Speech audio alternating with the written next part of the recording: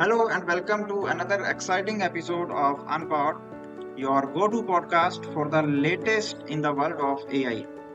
Today, we will talk about Google cracks down on vulgar ads, AI, deepfake technology back in focus. Tech giant Google has issued a warning to all advertisers to refrain from posting any content which has vulgarity developed using deepfake technology. Deepfake technology involves using artificial intelligence to morph images or videos of individuals and also voiceover.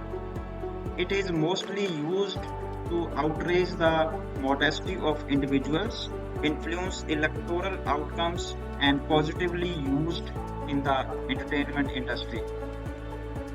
In this particular case, Google has come out with a new policy wherein advertising content which promotes vulgarity using deepfake technology or even those that advertise methods to create vulgar ads using deepfake technology will be taken down by the tech giant.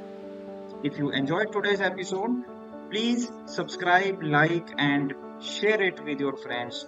We will have a new episode coming soon. Thank you.